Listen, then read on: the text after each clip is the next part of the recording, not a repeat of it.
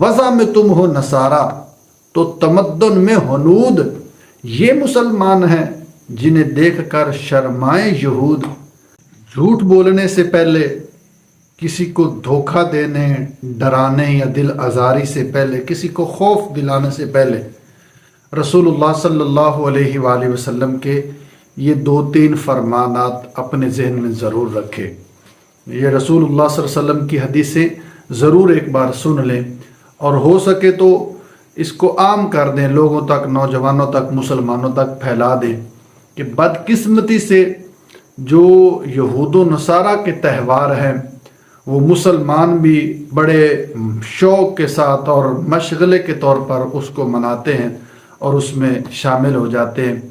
انہی تہواروں میں سے 1 اپریل، جس کو اپریل فول کے نام سے لوگ اس دن کو جھوٹ بول کر، اپنے دن کی ابتدا جھوٹ بول کر کرتے ہیں، اور یہ کتنا بڑا گناہ ہے، یہ کتنی بڑی اللہ اور اللہ کے رسول کی ناراضگی کا یہ سبب بنتا ہے، یہ آج کی اس بیان میں یہ ہمیں سمجھنا ہے۔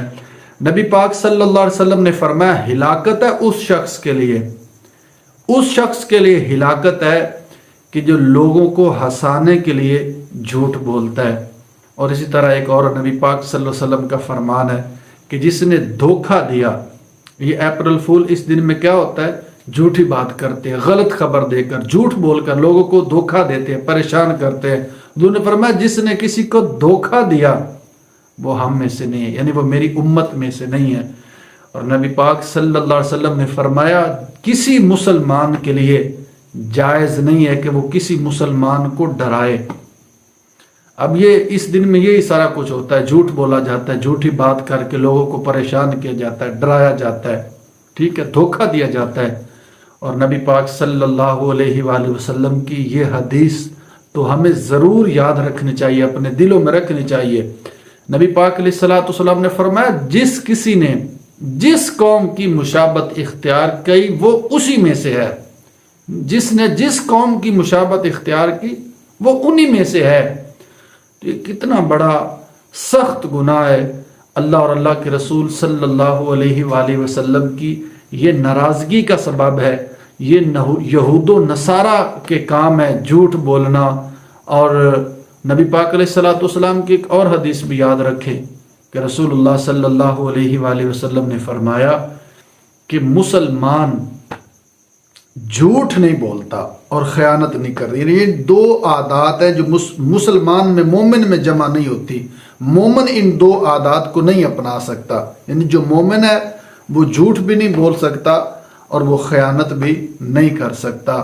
اگر ہم یہ سارا کچھ کر رہے ہیں تو پھر ہمیں سمجھنا ہے اور خیال کرنا ہے، اپنے آپ کو کٹہرے میں لانا ہے اور اپنے آپ کا احتساب کرنا ہے کہ اگر ہم جھوٹ بول رہے ہیں، خیانت کر رہے ہیں، کفار و مشرکین یہود و نصارہ کے کام اپنا رہے ہیں، ان کے طریقے اپنا رہے ہیں، ان کے جو تہوار ہیں جن کو وہ مناتے ہیں، ہم وہ اپنے تہوار، یعنی جو تہوار وہ مناتے ہیں ہم بھی انہی طرح وہ تہوار منا رہے ہیں، تو پھر یہ حضور علیہ الصلوۃ والسلام کی حدیث ہمیں یاد رکھنی چاہیے کہ یہ جھوٹ بولنا، کسی کو ڈرانا، دھمکانا، غلط خبر دے کر کسی کو پریشان کرنا، یہ کام مسلمانوں کا نہیں ہے، یہ ایمان والوں کا نہیں ہے۔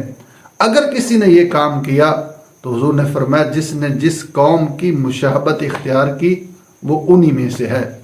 تو اس دن کو یہی سارا کچھ ہوتا ہے، جھوٹ بولا جاتا ہے، دھوکہ دیا جاتا ہے، لوگوں کی دل آزاری کی جاتی ہے، لوگوں کو غلط بات کر کے، جھوٹی بات کر کے خوف میں مبتلا کر دیا جاتا ہے۔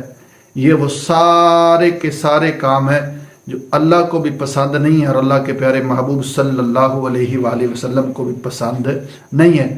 اور اس لیے علامہ اقبال رحمۃ اللہ تعالی علیہ نے بھی بڑی خوبصورت بات کی تھی۔ علامہ اقبال رحمۃ اللہ تعالی فرمایا کہ وضع میں تم ہو نصارہ تو تمدن میں ہنود، یہ مسلمان ہیں جنہیں دیکھ کر شرمائے یہود۔ مسلمان یہ کام نہیں کرتے، مسلمانوں کے یہ تہوار نہیں ہے۔ اللہ پاک ہم سب کو سمجھنے کی توفیق عطا فرمائے، آمین۔ وما علینا الا البلاغ المبین۔